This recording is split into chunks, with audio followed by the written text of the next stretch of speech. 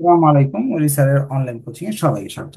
আজ আমরা risk and রিটার্নের একটা অংশ প্রাইজিং মডেল এর প্রথম ক্লাস করব। এই চ্যাপ্টারটা আপনার অনেকগুলো বইতে আছে। মূলত এটা ফিনান্স ফার্স্ট ইয়ার সেকেন্ড ইয়ারের ফিনান্স বইয়ের রিস্ক এন্ড রিটার্নের অঙ্ক।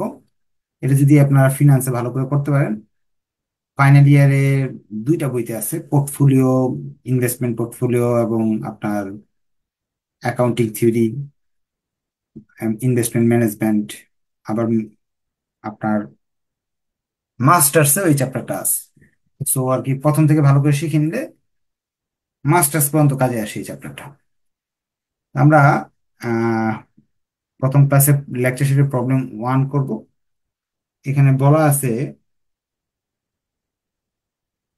এ ফার্মস রিস্ক ফ্রি রেট 7%। আমি ক্লাসের মাঝখানে বেসিক জিনিসগুলো আলোচনা করে দিব। রিস্ক ফ্রি রেট বলতে বোঝায় হলো আরএফ, সংক্ষেপে বলা হয় আরএফ।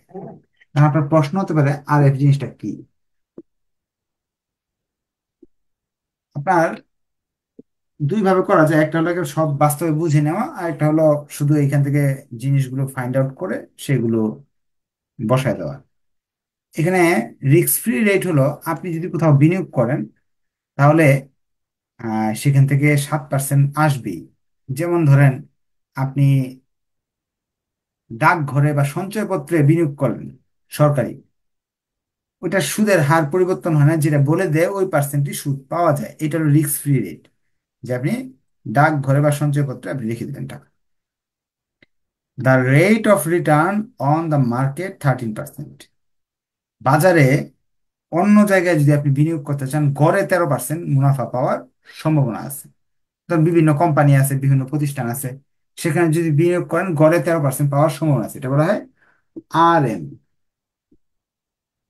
কিন্তু সমস্যা হলো এটার মাঝে ঝুঁকি আছে, এই আর এম এর ভিতরে ঝুঁকি আছে। কিন্তু আর এফ এর ভিতরে ঝুঁকি নাই, যে সরকারি আপনি ইয়েতে বিনিয়োগ করছেন, উম কি বলে, সঞ্চয়পত্রে বিনিয়োগ করছেন, 7% দিবেই, ঝুঁকি নাই কোনো। কিন্তু আপনি যদি একটা কোম্পানিতে বিনিয়োগ করেন, ধরেন বাংলাদেশে বিভিন্ন কোম্পানি আছে, সেসব কোম্পানিতে যদি ইনভেস্ট করেন বা যে কোনো ব্যবসায় ইনভেস্ট করেন, যদি 13% আসতে পারে গড়ে, 13 বেশিও আসতে পারে, কমও আসতে পারে, রিস্ক আছে এটার ভিতরে।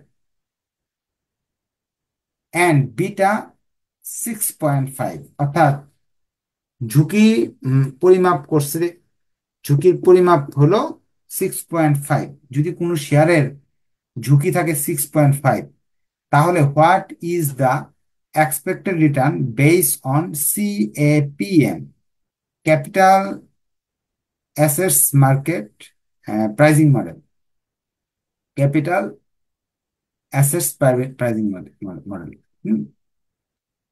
এখন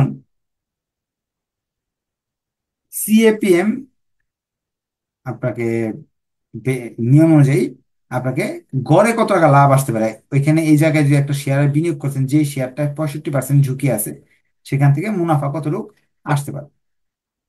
এটার জন্য CAPM এর একটা সূত্র আছে, এক্সপেক্টেড রিটার্ন ইয়ার সমান সমান RF plus RM minus RF into beta.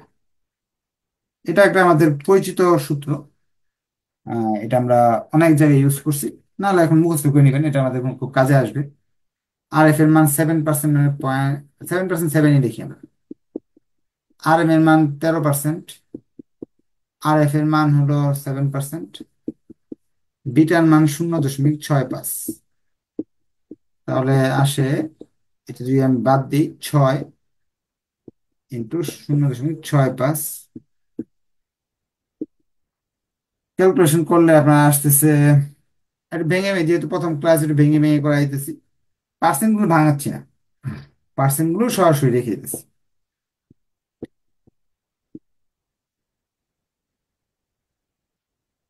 এই শেয়ারে বিনিয়োগ করলে গড়ে 10.9% পাইতে পারেন। এটা আমরা প্রথম ক্লাসে শিখতে পারলাম। এই কথাটা হলো আপনাকে প্রশ্নে জানতে চাইবে গড়ে মুনাফা কত, অর্থাৎ চারটা জিনিস আছে এক, এটা জানতে পারে, দুই, তিন, চার। এই চারটা তথ্যের মাঝে তিনটা দিয়ে দিবে সবসময়। তিনটা তথ্য দিয়ে একটাকে বলবে যে বের করে দেখাও। যেমন এই অঙ্কের জন্য এই তিনটা দিয়ে তারা বলছে এইটা বের করে দেখাও। প্রতিবার যে এরকম বলবে এরকম না। যেমন ধরেন আরেকটা অঙ্কে যাচ্ছি, কিন্তু এতটুকু কি বুঝতে পারছেন? বুঝতে পারলে একটু কষ্ট করে ওকে লিখেন, যদি বুঝে যান তাহলে একটু কষ্ট করে ওকে লিখেন। আর প্রশ্ন থাকলে হ্যান্ড রাইজ করে কোয়েশ্চেন করতে পারেন। If another stock has the expected has an expected return 25%, what will be it's beta? বলতেছে এখানে আরেকটা শেয়ার আছে, যেই শেয়ারটা যেই শেয়ারটাতে আপনার গড় মুনাফা 25% হতে পারে, তাহলে এটা বিটার মান বের করে দেখো। অর্থাৎ দ্বিতীয় রিকোয়ারমেন্টে বলতেছে বিটার মান নাই, এক্সপেক্টেড রিটার্নের মান 25% দিয়ে দিচ্ছে, বিটার মান বের করো। আমি আপনাকে শিখিয়েছিলাম এখানে চারটা তথ্য, এক, দুই, তিন, চার। চারটা তথ্যের মধ্যে যে কোনো তিনটা দেওয়া থাকবে, একটা দেওয়া থাকবে না। এটা ক্লাস 6, 7, 8, 9-এর বাচ্চারাও পারবে। কারণ কি, এটা একটা সমীকরণ। ইয়ার এর মান 25, আর এফ এর মান 7, আর এম এর মান 13, আর এফ এর মান 7, বিটার মান আমার জানা নাই। আমরা এই জিনিসগুলো এই পাশে নিয়ে আসতেছি কাজের সুবিধার্থে। 13 থেকে 7 চলে গেলে 6, এই পাশে 25। এখন 7কে ওই পারে পাঠিয়ে দিলাম, 25 থেকে 7 চলে গেল, এই পাশে গেলে মাইনাস হয়ে যায়। 6কে আমরা ওই পাশে পাঠিয়ে দিলাম, ভাগ গুণ আছে যেহেতু ভাগ হয়ে গেল।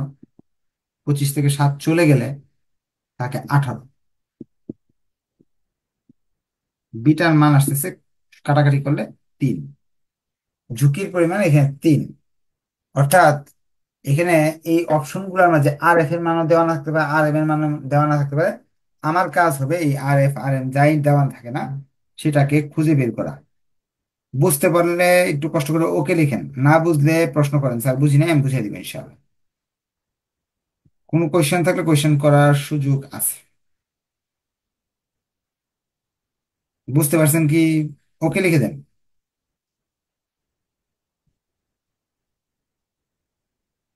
যে একজন কোয়েশ্চেন করতে চাচ্ছে। ও, কোয়েশ্চেন আমার হাত নামা হয়েছে। ঠিক আছে, কোয়েশ্চেন থাকলে হাত উঠাতে পারবেন, হ্যাঁ। চলেন আমরা পরের অঙ্কে যাই। বলতেছে a stock has an expected return 6.25। আচ্ছা, এই অঙ্কটা আপনাদের পুরাতন শিটে দেখবেন আছে 8 নাম্বারে, আর নতুন শিটে এটা 2 নাম্বারে, হ্যাঁ। যাদের পুরাতন শিটের অঙ্ক একটু চেঞ্জ হয়েছে নাম্বার। তারা বলতেছে stock has an expected return 16.25। আপনার একটা শেয়ারের ইয়ারের মান তারা বলে দিচ্ছে 16.25। আমরা 2 করতেছি।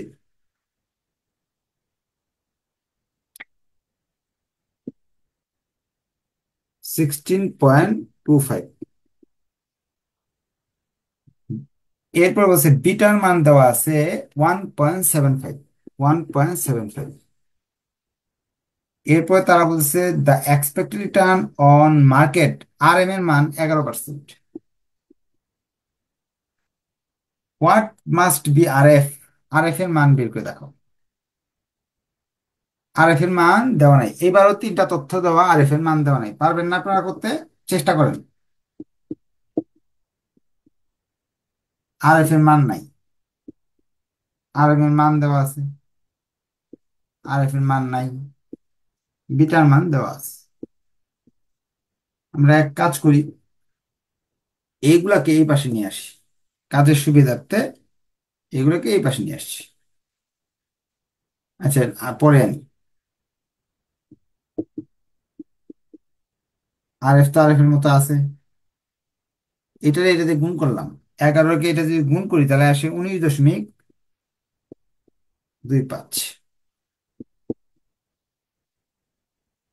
এটা দিয়ে দুইটাকে গুণ করলাম। এই আর এফ, এই আর এফ এই পারে নিয়ে আসতেছি, এটা মাইনাস আছে এই পারে আসলে প্লাস হয়ে যাবে, এটা প্লাস আছে এই পারে আসলে মাইনাস হয়ে যাবে, এটা ওই পারে গেলে মাইনাস হয়ে যাবে। এখন আর এফ কমন নিলাম, এখান থেকে 1.75 মাইনাস, এখানে আর এফ কমন নিলে থাকে এখানে কিছুই থাকে না, ওয়ান থাকে, এটা থেকে বাদ দিলাম 3। আর এফটা রেখে এইটা ওই পারে পাঠিয়ে দিলাম, এটাতে এক গেলে 7.5। আর এফ সমান সমান 4%। এই ছিল প্রবলেম 2। যদি বুঝতে পারেন একটু কষ্ট করবেন, কষ্ট করে ওকে লিখে দেবেন স্যার বুঝে গেছি।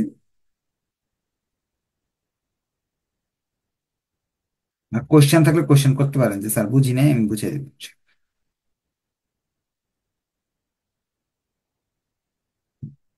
বলেন কি প্রশ্ন, কি বুঝেন নাই? স্যার আসসালামু আলাইকুম। বলেন। স্যার অ্যাকাউন্টিং থিওরিতে স্যার অতিরিক্ত ক্লাস বলছেন যে 10টায়। হুম। তো এই চ্যাপ্টার এটা কি অ্যাকাউন্টিং থিওরিতে আছে? হুম। আপনি আপনার মেসেঞ্জার গ্রুপে যান, যে পোস্টটা খুব ভালো করে পড়েন, পরে আবার ক্লাসে ফিরত আসেন, হ্যাঁ? হ্যাঁ, বলেন। আর কারণ কোশ্চেন? স্যার, যে আমরা নাম্বার লাইনে যে সমান সমানের বিপরীত করছি, যে এখানে আমরা 19.25, এটা যদি একবার এই পারে নিয়ে আসতাম তাহলে মাইনাস ফিগার হতো না? একবার আনলাম না কেন স্যার? আচ্ছা। এটা রাইখে শুধু 1.75 আর এফ, আর এফ শুধু আনলাম কেন? আচ্ছা, আমরা আসলে যারা অনেক দিন যাবত গণিত করি না বা গণিতে অনেক দুর্বল, তাদের এরকম সমস্যাটা হয়। নিয়মটা হলো, আপনি আর এফটাকে, আর এফ এর মানটা বের করতে হবে। আপনি আর এফ কে এই পাশে রাখেন ওই পাশে রাখেন যেভাবে রাখা, আপনাকে আর এফ সমান সমান একটা মান বের করতে হবে। এটা হলো সমীকরণের নিয়ম, এক্স এর মান বের করতে হয়। এখন আমরা তো ছোটকাল থেকে স্যাররা শিখাইছে, ক্লাস 6 থেকে শুরু হয়েছে সমীকরণ, মোটামুটি 5 6 থেকে। তখন শিখেছি যেটা উজ্জ্ব রাশি এক্স এর মানটা এই পাশে নিয়ে আসতে হয়, বাম পাশে, আর সংখ্যাগুলোকে ডান পাশে আনি। কিন্তু আপনি ইচ্ছা করলে এক্স এর মান এই পাশে রেখে অঙ্কটা করতে পারেন, কিন্তু এটা আপনাদের জন্য পেইন হয়ে যায়, কারণ কি আপনারা এগুলো আগে থেকে করে আসেন নাই, অনেকদিন যাবত করেন না। এই জন্য আরেকটা যেহেতু দেওয়া নাই, যেটা দেওয়া নাই, এটা সব সংখ্যা সবসময় আমরা কি করব, যেটার মান দেওয়া নাই এক্স ওয়াই জেড যেটা দেওয়া নাই, এটা আমরা ডান পাশে, রাইট হ্যান্ড সাইডে রাখবো, আর সংখ্যাগুলো সবসময় লেফট সাইডে রাখবো। তাহলে আর এফটাকে আমি নিয়ে আসছি এই পাশে, যেহেতু আর এফ এর মান বের করতে হবে। আর সংখ্যা যেগুলো আছে, যে 19 16, এগুলোকে বাম পাশে নিয়ে গেছি, তাহলে আমার এক্স এর মানটা সহজে বের করা সম্ভব। এটা যদি রাইট সাইডে রাখবেন আর এটাকে লেফট সাইডে রাখবেন, তাহলে আপনার সমীকরণের মান বেরিয়ে আসবে। আর যদি সব উল্টাপাল্টা সাইডে রাখেন, তাহলে তো এটা সমাধান করতে করতে আরো 50টা লাইন লাগবে আপনার। এখন এটা করতে হলে আপনাকে প্রচুর প্র্যাকটিস করতে হবে, অথবা আরেকটা অপশন আছে, ক্লাস 5 6 7 8 এর বাচ্চা পড়ানো শুরু করেন, তাহলে ম্যাথের ইমপ্রুভমেন্ট আসবে। এটা শুধু এখানে কাজে লাগবে না, যে আপনি শুধু যে অনার্সে পাশ করবেন এটার জন্য না। কারণ চাকরির ক্ষেত্রে এইসব অঙ্ক, চাকরি পরীক্ষায় এইসব অঙ্ক আর কি 100% লাগবে। চাকরির পরীক্ষায় অঙ্ক না পারলে চাকরি হয় না। এই এই অঙ্কগুলোর ইমপ্রুভমেন্ট আপনার দরকার আছে, যে সমীকরণের কোনটা কোন দিকে নিতে হবে। তা আপনার প্রশ্নটা হলো, উত্তরটা হলো, যেটা আপনার উজ্জ্ব রাশি, যে এটা উজ্জ্ব রাশি আর এফ, এই যে উজ্জ্ব রাশি, এটা মান বের করতে হবে। এগুলাকে আমি এই জন্য রাইট সাইডে নিয়ে আসছি। এই যে সংখ্যা যেগুলো যের মধ্যে আর এফ নাই, সেগুলোকে লেফট সাইড নিয়ে আসছি। এভাবে অঙ্কগুলো করবেন। আচ্ছা, আমরা চলে যাচ্ছি প্রবলেম 3-তে। প্রবলেম 3টা আগের অঙ্কের হয়তো প্রবলেম 6 আছে, পুরাতন শিট। লিখছে, assume both portfolio A and B. আচ্ছা, এইটাই আমার করতে হবে। আচ্ছা, এখানে দুইটা পোর্টফোলিও দেওয়া আছে, এ অ্যান্ড বি। এটা এর ইয়ার দেওয়া আছে এত, বি এর ইয়ার দেওয়া আছে এত। তার মানে ইয়ার দেওয়া আছে দুইটা। এ দুইটা শেয়ারের, এ শেয়ারের একটা ইয়ার, এ শেয়ার, ইয়ার, বি শেয়ার। এ শেয়ারের হলো 13.5, বি শেয়ারের 14.8। If the economic has only one factor beta, এর বিটা দেওয়া আছে 1, বিটা এ দেওয়া আছে 1, বিটা বি দেওয়া আছে 1.2। What must be R F, R F এর মান বের করো। সহজ কথা, এখানে দুইটা শেয়ারের কথা বলা আছে, দুইটা শেয়ারের কথা আছে, দুইটা শেয়ারের ইয়ার আলাদা, বিটা আলাদা দেওয়া আছে। এখন আর এফ তাদের জানা নেই, আর এফ বের করো। আর এফ এও বের করতে পারবো, আর এম বের করতে পারবো। যদি দুইটা তথ্য দেওয়া থাকে আর এফ আর এম, দুইটাই বের করতে পারবো। উই নো,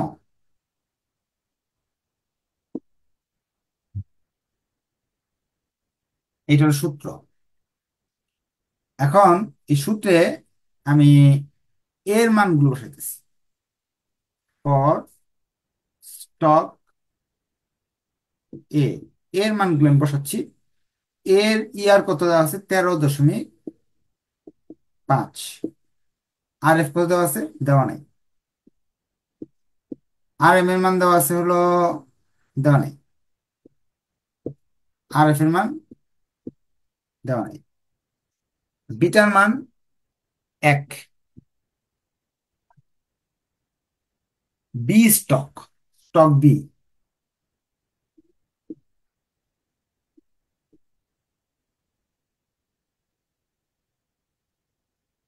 স্টক বি তে দেওয়া আছে ইয়ারের মান এটা, ইয়ারের মান এটা। আর এফ জানা নাই, আর এম জানা নাই, আর এফ জানা নাই। বিটার মান দেওয়া আছে 1.2। এখন এটা একটা সমীকরণ ধরে নিতে হবে আপনাকে, এটা একটা সমীকরণ ধরে নিতে হবে। এই দুইটা সমীকরণ থেকে যোগ বিয়োগ গুণ ভাগ যেভাবে মন চায় সেভাবে কাজ করে আপনাকে আর এফ এর মানটা বের করে দেখাইতে হবে। আপনি চাইলে 1 নং সমীকরণ থেকে 2 নং সমীকরণ বাদ দিতে পারেন, বা বিভিন্ন ভাবে আপনি এই কাজটা করতে পারেন। আমি শর্টকাটে করতেছি। এই ব্র্যাকেটটা উঠাই দিলে এরকম থাকে, এটা প্লাস আর এফ, এটা মাইনাস আর এফ। 13.5, এই আর এফ থেকে আর এফ চলে আর এম এর মান আমি পেয়ে গেলাম। এখন এই সমীকরণে 2 নং সমীকরণে আমি যদি আর এম এর মানটা বসায় দিই, তাহলে আর এফ এর মানটা এমনিতেই বের করা সম্ভব। একটু আগে যেভাবে করলাম সমীকরণ, এইভাবে 13.5-এর সাথে 1.2 এর গুণ করেন। 13.5-এর সাথে 1.2 এর গুণ করলে কত আসে? ক্যালকুলেশন করে বলেন।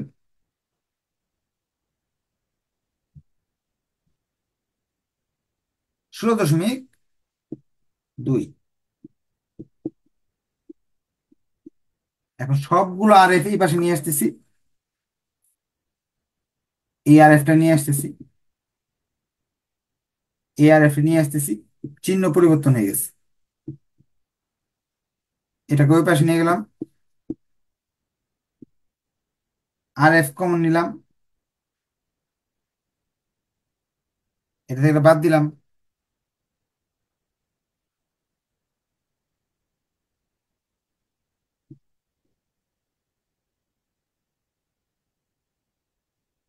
এখন আর এফটাকে রেখে ওই পাশে পাঠিয়ে দিলাম,